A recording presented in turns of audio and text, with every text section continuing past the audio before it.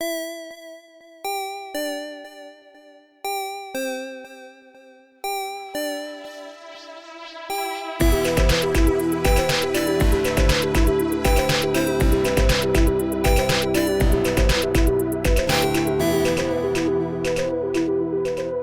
I get a drum roll, please?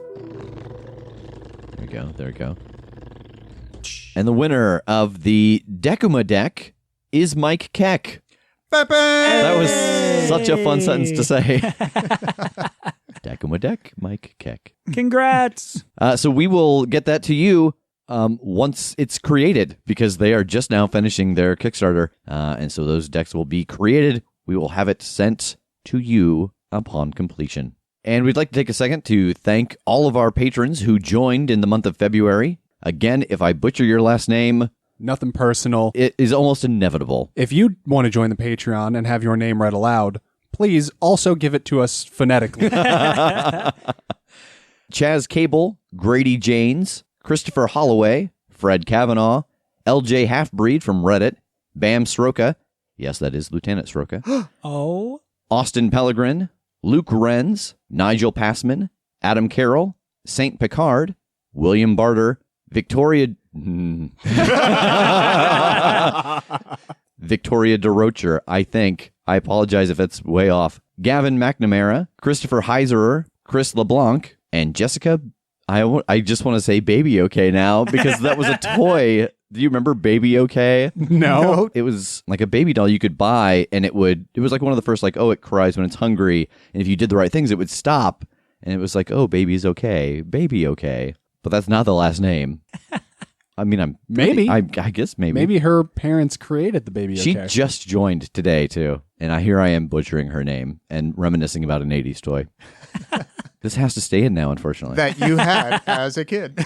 Yeah, right. It was my first baby doll. And Jessica Babiak. Maybe. Tass is right. Maybe I should just always do the last names as badly as possible, but you know who you are. Yeah. So let's hit these again with... God. And if you have not joined the Patreon and you're considering it, you could also get your last name butchered live on the air. But just today, actually, we released the next Tales from the Omniverse, where we were joined by Eddie Webb. If you have played any kind of tabletop RPG, there's a pretty good chance you have worked on something that Eddie Webb has done. He has worked on Vampire the Masquerade. He has worked on D&D. He has worked on Pathfinder. He works with Onyx Path and White Wolf, and he joined us to play Pugmire. And we got to be the dog versions of the IPT. And that content, as well as over 80 hours more, is available at the $5 tier. You can find that at patreon.com/theCritShow. And with that, it's time to let the recap roll.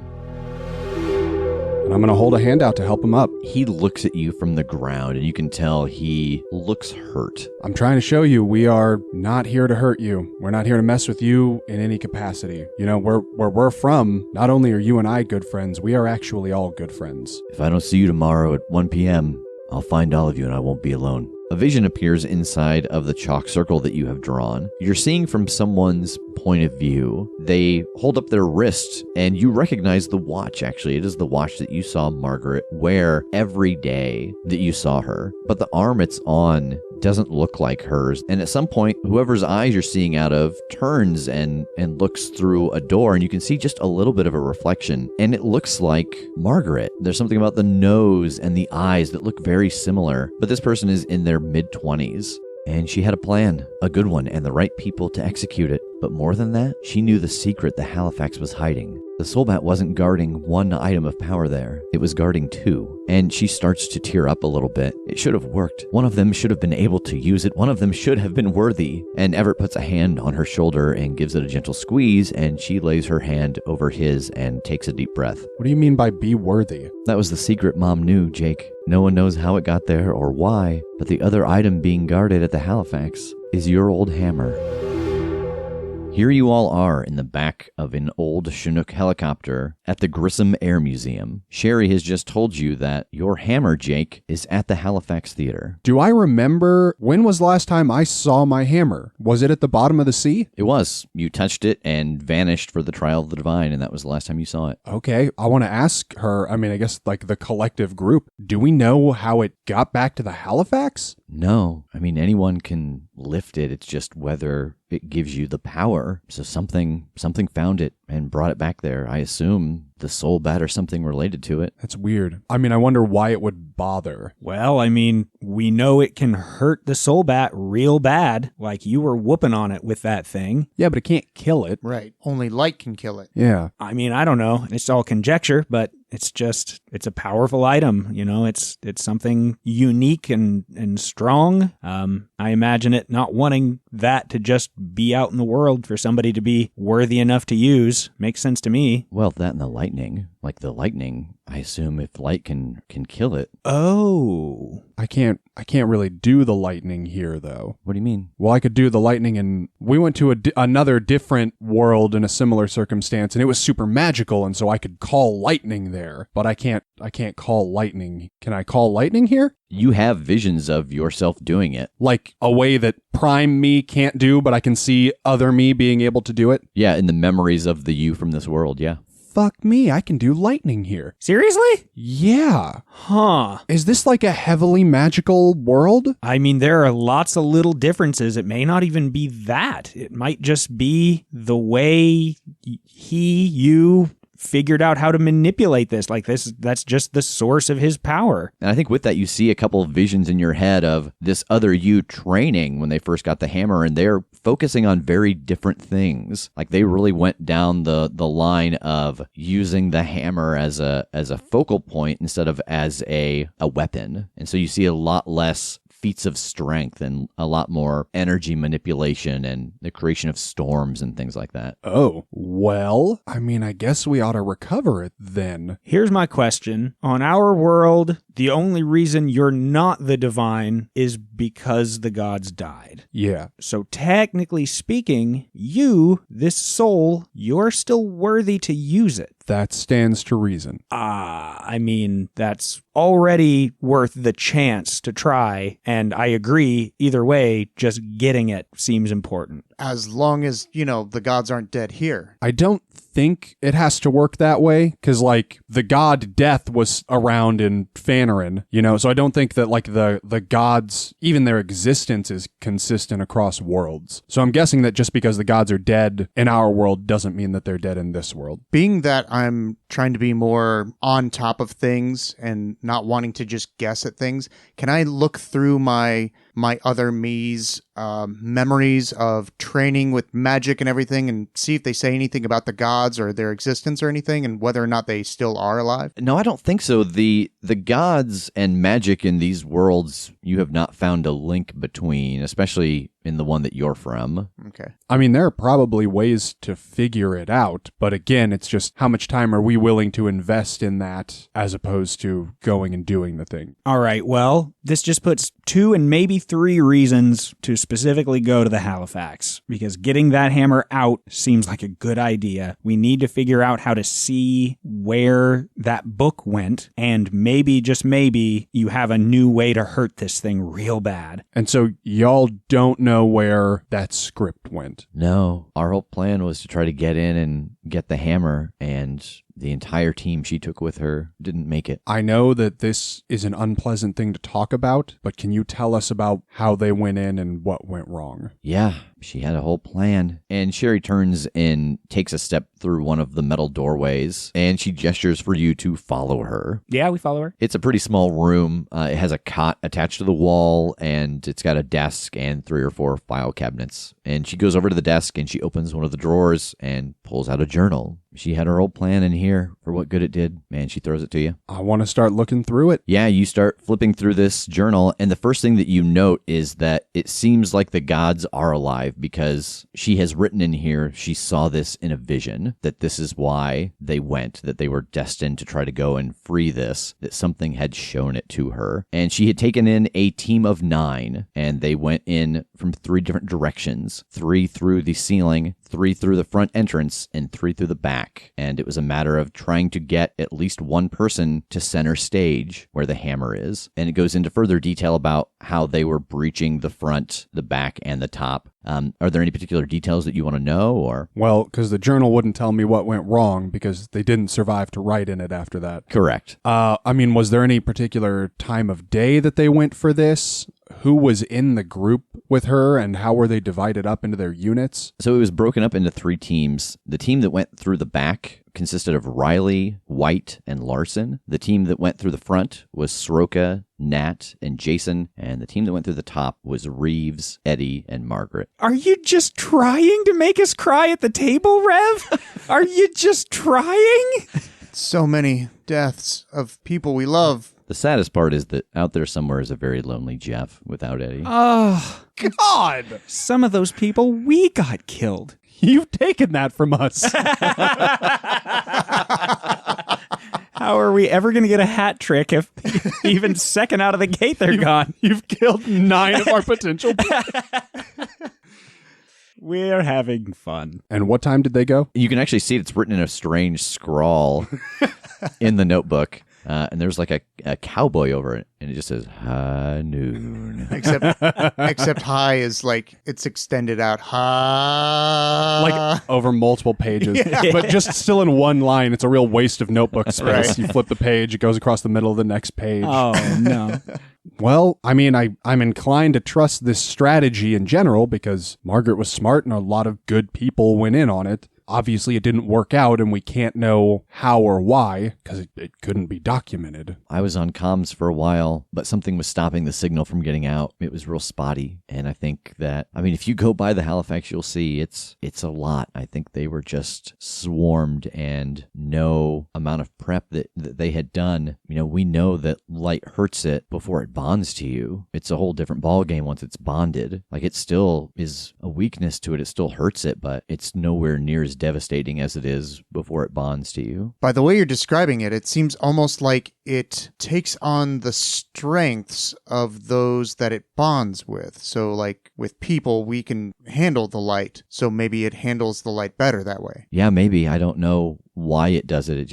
It seems once it's bonded with the host, it is stronger. And I'm sure this version of me has pretty intimate detail on that too, right? Just taking these things out. Yes. I think as they're talking about this getting overrun and using light, to you it probably makes sense if their main weapon was light, because light doesn't do anything to the body underneath. And so in your experience, and thinking specifically of the weapon hanging at your side, you use that point of light to create an opening, and you try to make it someplace super vulnerable, like the head or the heart, and then you put that big nasty spike through that open hole, because you are not killing the soul bat, you're killing the host that also kills the soul bat. Right. Yeah, I feel kind of gruesome saying it this way, but it just seems like they were going in to attack the symptoms and not the cold, you know? They weren't taking out the core of what was going on, and it just wasn't enough. Yeah, the core is people, and I mean, if we're just going through and killing people, what are we saving the world from? Yeah, that's what I've been worried about, honestly. Like, this version of me has seen nothing to indicate that it's possible to save these people. So at this point, they're just monsters to him. Just monsters to kill and get out of the way. And I get it. Like, if I thought that were 100% true and only the case, then that's what we have to do to save a whole hell of a lot more people. It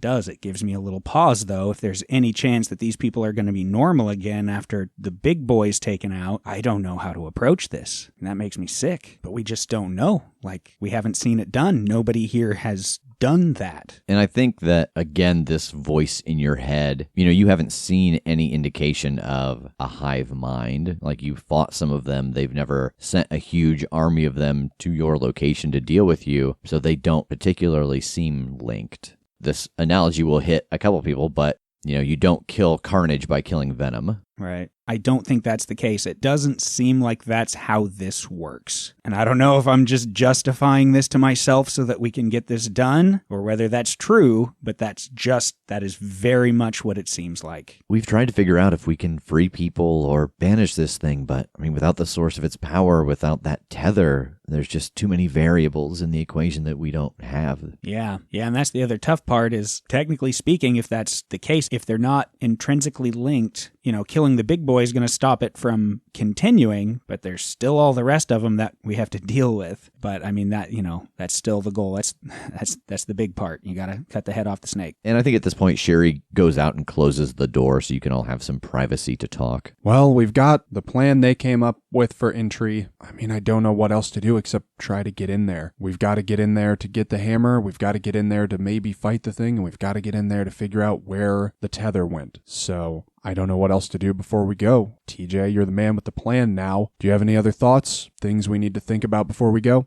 Does that have a map of the Halifax in it, the journal? It does. I think we should route out a quick way to, one, get the hammer, and then a quick way to get to where we saw Macbeth last. Yeah, I mean, routes to the hammer are already labeled on the map. Even better. And then it's just the idea that we need to find where the script was, and then see if we can use my magic to find out where it went. What order do we want to do those two things in? Should we go for the hammer first and the locker second, or vice versa? I say the hammer first, only because then at least we'll have a secondary weapon, if anything. If you can get a hand on it, who knows? Maybe you can call the lightning, and that'll be an extra light source for us at least. Another point of interest here, which one of these routes puts us on an in and out? Is there one that we can go down so that we're kind of hitting both, as opposed to coming in the front door and then having to fight through even more to get out a side? Like, is going through one or the other going to serve us better? As you look at the drawing of the Halifax, it's the exact same layout when you experienced it. So the green room is by the back door. The stage is at the middle of the building, below the big glass dome that they used to get in. And then the front door is through the lobby, past the concessions, and then through the theater to get there. Okay, so they did more or less take, like, that back door is the door we entered from. Yep, they used that, they used the front, and they used the skylight. Okay.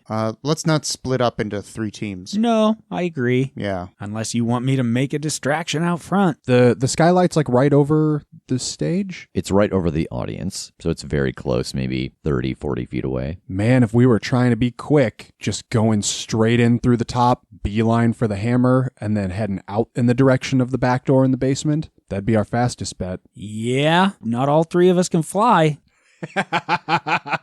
No, but I could potentially float. Well, that's cool as hell. He could do all sorts of shit. He's a full-fledged magician. It's remarkable that both in our world and in this world, TJ can just kind of make any old shit happen. And to, like, emphasize that point, I'm doing, like, the thumb, like, little magic thumb trick. But it's levitating out in front of his body. Oh, God. Just the top of his thumb. Yeah, we'd have to figure out a way to maybe get you up, more importantly, to get you down there safely. Oh, man. I feel like I could do it. I think I'm going back in my head a little bit at some of the stuff that this version of me has been through, and I'm seeing, like, feats of strength. Guys, I think I could make the jump. All right. Okay, I'm just concerned, I guess. Just be careful, all right? Yeah, well, let me put it this way. One way or the other, I'm either relying on one of you to get me down there, which I can already feel my shoulders tightening up. He doesn't like that. And I think he doesn't like that because he thinks we can make the jump. All right, so all 3 of us have a way to get up and through the dome, probably. So is that what we want to do? Because we will be absolutely abandoning the stealth element, if we do that. I can't imagine there's any crashing through the ceiling into the middle of the theater and going unnoticed. At least maybe with the back door, maybe we'd have a chance to sneak it. What if we did create a distraction, except instead of us jumping through the roof, one of us just goes up there and starts breaking the dome? And then hope that they swarm up to the top? Because we did just talk about not splitting up. And I'm not necessarily opposed, but let's really think about it. Let's really dive in on this one. I mean, yeah, I like the idea of a distraction. I don't like the idea of us splitting up unless we're going to ask these people to join us on this, or if they have anything that we can use. You know, their goal is the same as ours. I don't see why not. Let's ask them for help. What if it goes sideways, though? Are you willing to have all these people's lives on your hands? I'm not willing to have your lives on my hands. But here we are. Here we are. maybe we don't ask that way. Maybe we approach with, here's what we're thinking. Is there anything that you're willing to offer or anything that you have that we can use? If somebody volunteers, awesome. But I think you're right. I don't want to just outright demand their assistance. If we're operating on the hope that the people who have been assimilated can be fixed, then it's not as big of a problem. Because even if they got taken, if we ultimately succeeded, which we're more likely to do with their help, we could get them back. But we don't know that that's how this works. You're right. I know that we are better off going in with more people. And I am starting to think that we might have been a little bit rash in just believing that we could pull this off. But I don't know if either of those outweighs my need for these people to survive. Yeah, I hate to say it, but I really don't think that we can do anything about it if they get taken. I really don't. And you're right, if there's even a chance, that's the way that I say we go. That's the plan that we make. But even Rev himself didn't think, he's like, if he had been taken, he said that would have been the end, that it would have been over. And we did it just in time. So I don't know. I know I'm flip-flopping here. I'm sorry. Is there anything we can do to give them an edge? TJ, is there any magic, or can we put some kind of protections on them? I can absolutely imbue their weapons. I can create spaces where certain evils can't get through. Obviously, you've experienced that yourself. We need a tank. We magic it up so nothing can get in and we roll through. We are on an air base, however, so there's not very many tanks here. Yeah. So if we can find an A-10 Warthog, which is basically a flying tank, we could absolutely mess up the Halifax. Although, point of interest, we have to get out of the tank to do any of the things. I wonder if this helicopter's got guns. They've already got this thing pretty warded, so if you magic it up to do some more damage and they just fly this son of a bitch in and start lighting shit up over the Halifax, like that's not nothing, and that's kind of the distraction we're talking about on the roof anyway. Yeah. And they're largely up and out of harm's way. It's loud. It's boisterous. I love it. It reminds me of me. All right, let's go ask, I guess. And we'll leave the room and go and have a conversation with our new friends / old friends / new friends. You all head back out into the staging area. Sherry and Everett are chatting, and she looks up. Do you find anything useful? We've got part of a plan. We also have questions. Is this helicopter armed? No. Are there any around here? Any, big tough vehicles that have guns in this museum that somebody could operate? No, there's not any vehicles that someone could drive and have weapons on them, but I have been fiddling with more than a few of them, trying to get them in flying shape again. Here's what we know. We need to get in the Halifax. We have an order of operations that we want to go for, which is get in, get the hammer, get down to the locker where Macbeth was, and figure out where it went, and then get out. And there's a lot of big ifs in that plan. So we had the thought that somebody might be able to drive or fly something in and from a safe distance start lighting that bitch up to buy us a little bit of an opening. Is that anything anyone thinks they could or would do? You gotta be more specific. What do you mean, light this bitch up? Like if this helicopter had guns on it, I was gonna say like start firing in through the dome above the audience area, or if we had like a tank, bust down the front doors and start blasting, but something to cause damage and cause a distraction. You haven't been downtown yet, have you? No. Sounds like you're picturing one fortified building amidst a whole bunch of just safe space. I don't know anybody except my daughter here who's been anywhere near the outskirts of town for at least a year, because it's just all Soulbat territory. Like there's not just a dozen creatures roaming around in one building. They are the city. So are we unable to come in by air? We could try it, but what does that mean to you? Like we're gonna fly you over and you're gonna parachute out onto the Halifax? These are all fighter jets here. Well, that's not entirely true. Well, yeah, that's right. There are some old World War I planes, but I haven't spent any time with those because they didn't seem like they'd be very useful. Yeah, maybe we could do it with something that can fly, more specifically a chopper of some kind. They tried it quiet and they got there, but quiet didn't work for them. And then there was 9 of them and they were all killed. Yeah. Well, and that's kind of the greater point is we're also trying to plan this based on a failed plan, and we haven't even seen downtown yet. All right. We just don't know enough to storm the theater yet. No. So we've got to put that on the back burner, at least for now. But I don't know, like, we need more information, and other than going down there, I don't know how to get it. So let's go down there. I mean, what else can we do? Let's go down there. Let's see what we can see. I mean, we know that they're still guarding IPT, too. Do either of you know why? No, when they came to take the IPT out, they just never left. Huh. Is it as overrun as Halifax? Yeah. And I mean, don't get me wrong, when I say that IPT in Halifax is overrun, the whole place is crowded, the whole downtown. But instead of there being 2 or 3 of them everywhere you look, there's 6 or 7. Just think about walking in downtown Indianapolis and then turn all those people into monsters. But at least the one isn't there. You know, the main boss won't be there. So it's got to be at least marginally safer to go check out IPT. I don't know. The way she's describing it, I don't think so. I think we're rushing into this a little too much. I'll do whatever you guys say we want to do, but I've got my reservations. I don't know what else to do, man. I mean, we have to figure out where that script went. We have to. And I don't know a way to figure that out outside of 465. I mean, does anybody have anything? Anything? Because I don't. I don't have the sense. I don't have that gut feeling of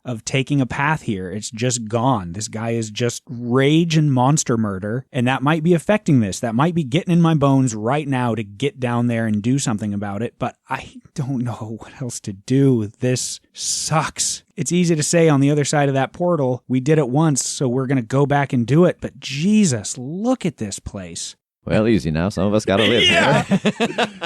Yep. They're just, we're right here. We can hear you, you know.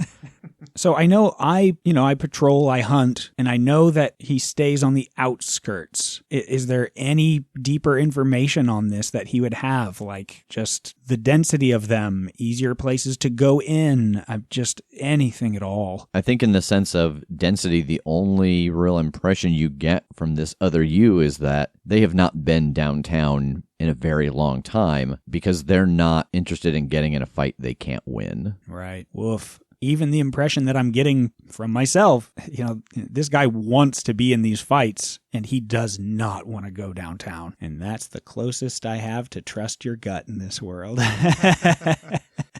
What with the vampires and the soul bat kind of warring all the time, does the other me have any useful intel about Indianapolis? Is there anything the vampires have gleaned? No, not really. It's kind of the equivalent of having any good intel about Berlin during World War II. Like every now and then there were some spies that got in and out, but it's not something that someone in your position would know any details about. I mean, the only other thing I can think of is just see if we can get a series of snapshots. Like you can see these other times, TJ. Yes. You can see other places too, right? Yes. I mean, that's another way to get information, but I also watched you slag your own shit to try one thing. Yeah. So, I mean, maybe we can get something. Maybe we can get a little context, some snapshots of like Margaret's office or whatever is surrounding the hammer. Sure. I'll start drawing the circle on the floor. Let's go do it inside of a vehicle that doesn't matter as much, just in case this does go terribly wrong. I'll start erasing the marks I've already made on the floor.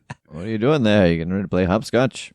We're going to go and find another place to do this in just so that it's safer, but I'm going to look through magic at a different place and time, but mostly just a place. Entirely just a place. Everett lowers the back door of the Chinook and points off to the left. Oh, you head down that way all the way to the end. There'll be a KS-97 Stratofreighter that I know for sure is all gutted out. Yeah, we'll head that way. All right, and as you go, you do pass a few other things. Everett had said that he'd been working on a few planes to get them running, and you pass a few fighters, F-4 Phantom and F-100 Super Sabre, and you pass a few bombers, an F-58 Hustler and a B-47 Stratojet. But you do also pass things like a Huey helicopter and a C-47 Skytrain and a Cessna 02. The Cessna 02, most people will probably remember it from the first airplane you could fly in Grand Theft Auto, but you do eventually come to the Stratofreighter. Open her up and head inside. You head into it, and it's a very large open space inside. This is a refueling tanker, but it's empty now, and TJ begins to lay out his chalk lines. Roll use magic.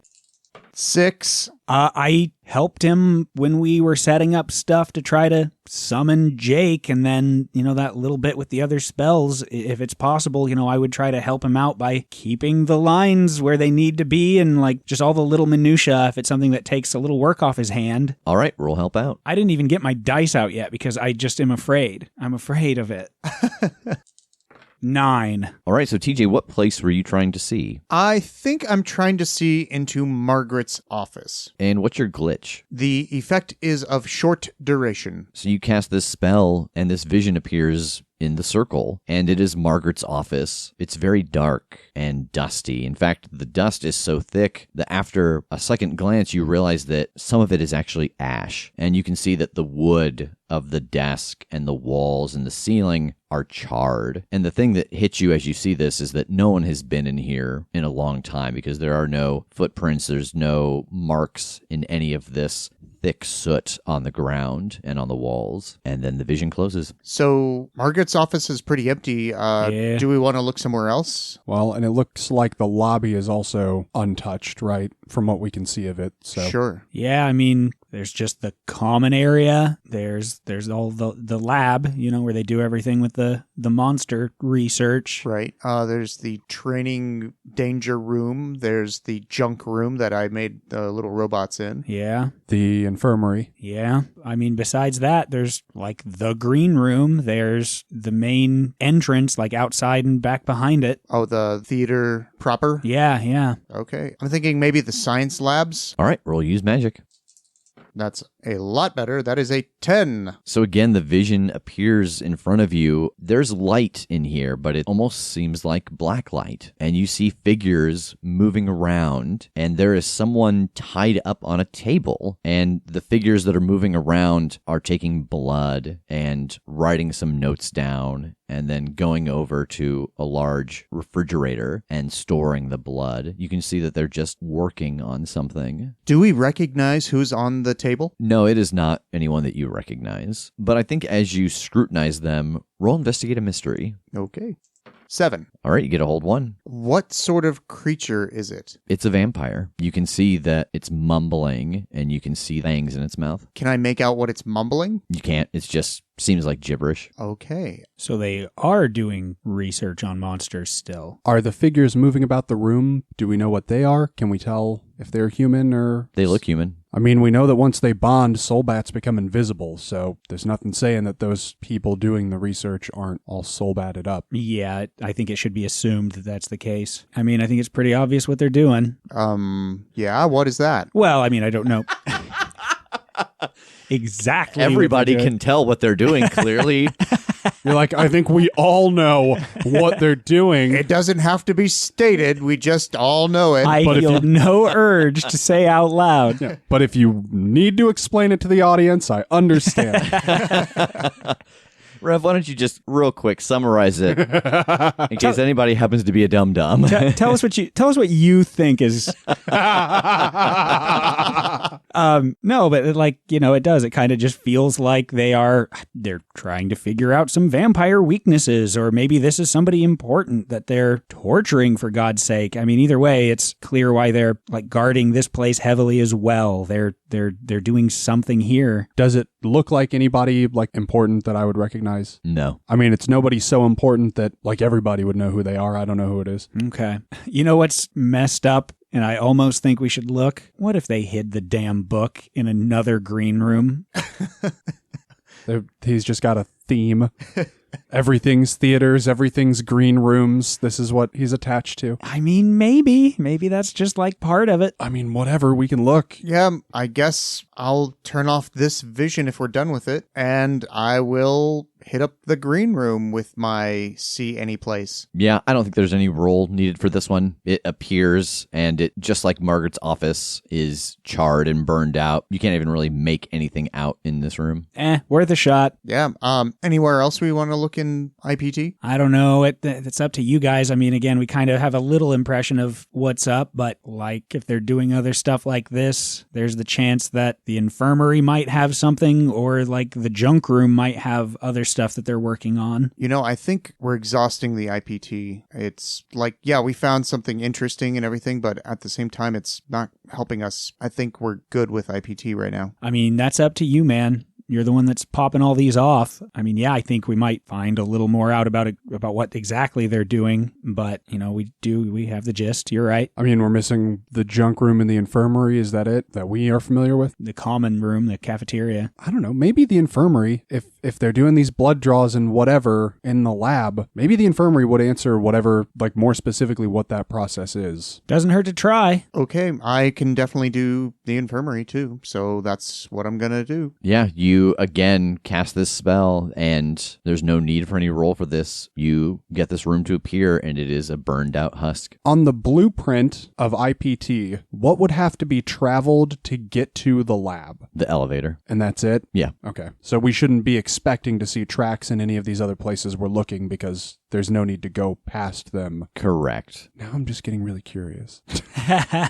Now I just want to clear all the fog of war. Doesn't hurt to try. I mean, it could hurt to try. Magic does not always go correctly. I think I got this.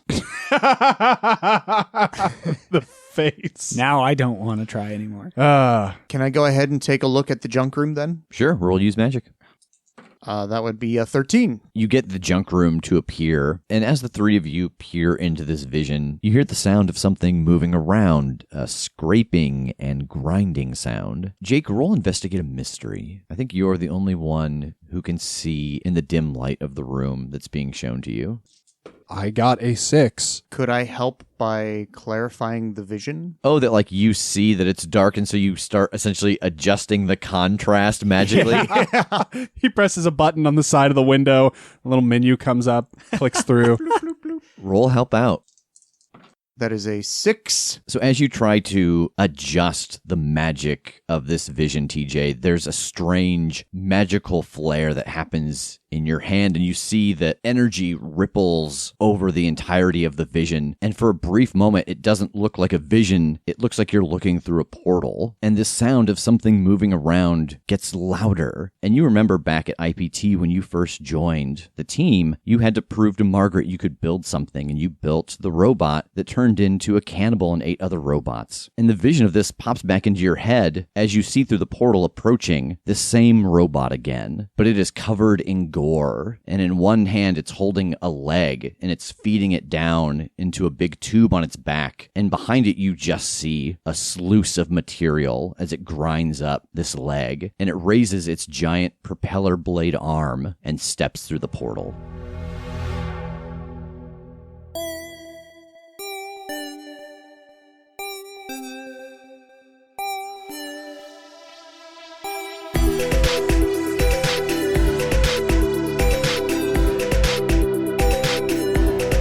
The Critshow is a Critshow Studios production, edited and produced by Brandon Wentz with music by Jake Purley. You can find more information about us at thecritshowpodcast.com. To keep up to date with upcoming live shows, contests, and other special events, follow us at The Crit Show on Facebook, Instagram, and Twitter. For even more weekly content, join us at patreon.com/thecritShow.